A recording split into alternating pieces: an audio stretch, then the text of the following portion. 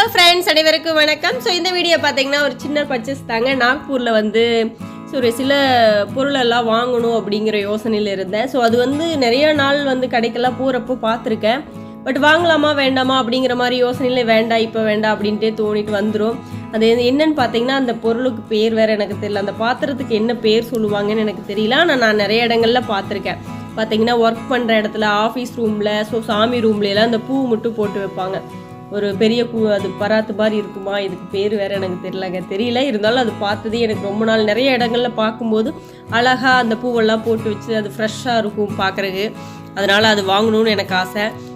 சில டைமில் நான் போயிட்டு வாங்கலாம் அப்படின்னு கடைக்கெல்லாம் போவேன். போயிட்டு அப்புறம் பார்த்தீங்கன்னா அது வந்து விலை ஜாஸ்தி, இல்லை நமக்கு எதுக்கு இது தேவையில்லாமல் இந்த செலவு பண்ணணும் அப்படின்னு யோசிச்சுட்டு வந்துடுவேன். இந்த தடவை பார்த்தீங்கன்னா வீட்டில் தம்பியும் அவங்களும் மாலை போட போகிறாங்க. ஸோ அதுக்கு பர்ச்சேஸ் பண்ண வந்திருந்தோம். ஸோ அதுக்கு ஒரு வருஷம் ஏதாவது ஒன்று வாங்கணும் அப்படின்னா இந்த வருஷத்தில் இந்த டைமில் மாலை போடுற டைமில் இந்த ஒரு பொருள் வாங்கணும். அது ஒரு மெமரபுளாக இருக்கும், மெமரிஸாக இருக்கும். எப்பவுமே எத்தனை வருஷம் கழித்து பார்த்தாலும், இல்லை இது தம்பியும் வீட்டில் அவங்களும் மாலை போடுறப்போ நாங்கள் பர்ச்சேஸ் கடைக்கு போனப்போ இந்த பொருள் வாங்கினது ஞாபகமாக இருக்கும் அப்படிங்கிறக்காக சரி ஒரு பொருள் வாங்கிக்கலாம் அப்படின்னு சொல்லிட்டு சரி இந்த டைம் கண்டிப்பாக வாங்கிக்கலாம் அப்படின்னு சொல்லிட்டு வாங்கினோம். நாங்கள் வேறு ஒரு பொருள் வாங்குறதுக்காக போனோம். என்னென்னு பார்த்தீங்கன்னா தம்பிக்கு பிளேட் எடுக்கிறதுக்காக போனோம். தம்பிக்கு மாலை போட்டால் சாப்பிட்றதுக்கு பிளேட் வேணும் இல்லைங்களா. நம்ம ஊராக இருந்தால் வாழை இலையில் சாப்பிட்லாம், இங்கே வந்துட்டு வாழை இலையெல்லாம் கிடைக்காது இல்லைங்களா. அதனால் வந்து சரி பிளேட் எடுக்கலான்னு போனதுக்கப்புறம் அப்படியே மனசு மாறிடுச்சு. ஸோ இதுதான் ரொம்ப நாளாக எடுக்கணும்னு ஆசையாக இருந்தது, சரி எடுக்கலாமே அப்படின்ட்டு. அதுக்கப்புறம் ஃபைனலாக செலக்ட் பண்ணிட்டோம். பித்தாளியில் பார்த்தீங்கன்னா ஒரு நல்லா இருந்துச்சு, அது செம்புலையும் நல்லா இருந்தது. அதுக்கு இதுக்கு பார்த்தீங்கன்னா 100 ரூபா டிஃப்ரெண்ட் தான் இருந்துச்சு. சரி ஓகே நம்ம செம்பிளையே வாங்கிக்கலாம் அப்படின்னு சொல்லிட்டு நாங்கள் அதை செலக்ட் பண்ணி தம்பியோட பேரையும் அடித்தாச்சு. அப்புறம் பார்த்திங்கன்னா தம்பிக்கு ஒரு பிளேட்டும் எடுத்தாச்சு. ஸோ வீட்டில் அவருக்கு பார்த்திங்கன்னா ஆல்ரெடி ஒரு பிளேட் இருக்குது. ஏன்னா நான் சஷ்டி விரதம் இருக்கிறனால எனக்கு வந்து நான் யூஸ் பண்ணாத ஒரு பிளேட் தனியாக எடுத்து வச்சுருக்கேன், புது பிளேட்டு. ஸோ அதே அவருக்கு யூஸ் பண்ணிக்கலாம் அப்படின்னு சொல்லிட்டு தம்பிக்கு மட்டும் ஒரு புது பிளேட் வாங்கினோம்.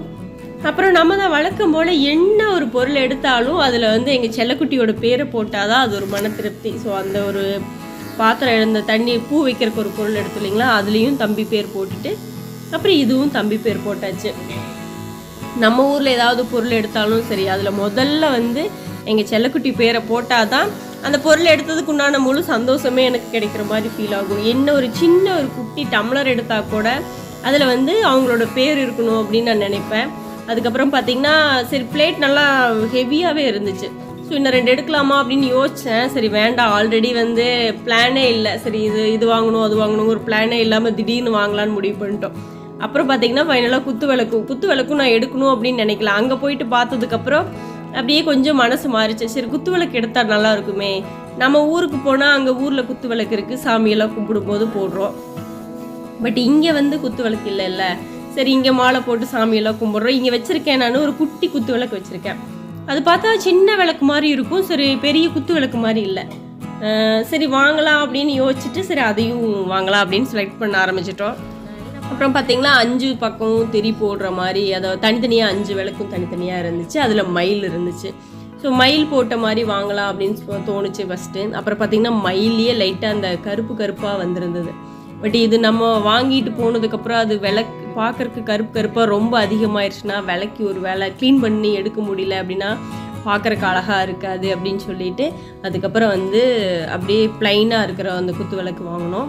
அப்புறம் இந்த கண்ணாடி போட்ட குத்து விளக்கு இது நல்லா இருந்துச்சு. சரி இது வாங்கினா எப்போவுமே சாமி படத்தடி வந்து நம்ம ஐயப்பர் படம் வச்சோம்னா அதில் ஃபுல் டே வந்து விளக்கு எரிஞ்சிட்டு இருந்தால் நல்லாயிருக்கும் அப்படின்னு அது ஒரு மைண்ட் தாட் போச்சு. சரி வேண்டாம், இது பார்த்திங்கன்னா சின்னதே 250 ரூபா. சரி இது வாங்கிட்டு போயிட்டு நம்ம வேஸ்ட் பண்ண வேண்டாம். அது பார்த்திங்கன்னா கம்பியில் இந்த கல் விழுந்துருச்சுன்னா திரும்பியும் அதை இது பண்ணவே முடியாது, மறுபடியும் போடுறதுக்காகாது. விளக்கு வந்து பார்க்குறதுக்கு நல்லாவும் இல்லை. விளக்கு நல்லா இருந்துச்சு, ஆனால் அந்த கம்பி வந்து நல்லா டைட்டாக இருக்கிற மாதிரி ஃபீல் ஆகலை.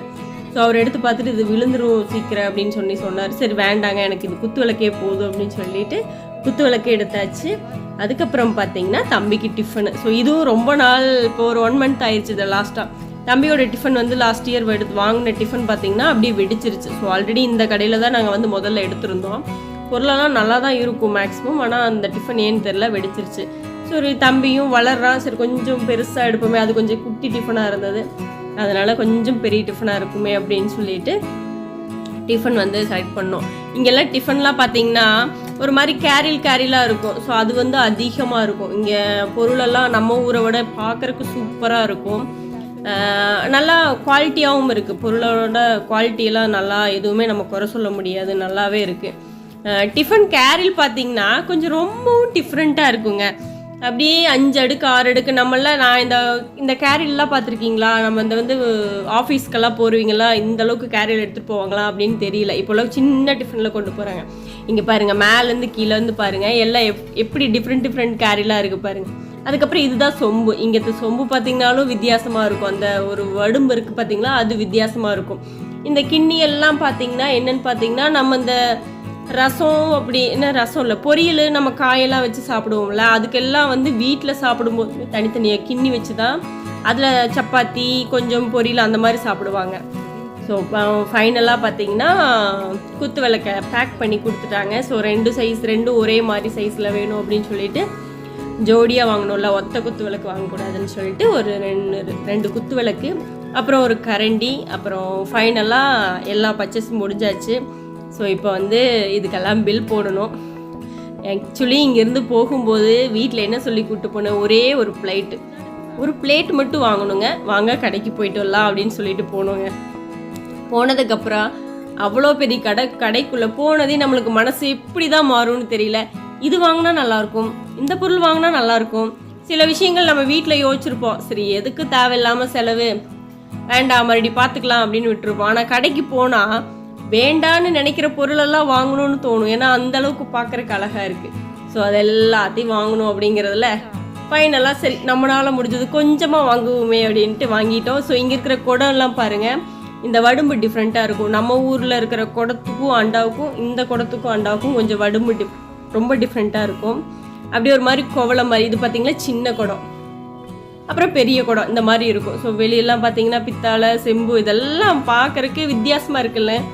ஓகே ஃப்ரெண்ட்ஸ், வீடியோ பிடிச்சிருந்தா லைக் பண்ணுங்கள். நாக்பூர் கடை எப்படி இருக்குன்னு கமெண்ட் பண்ணுங்கள். தேங்க்ஸ் ஃபார் வாட்சிங்.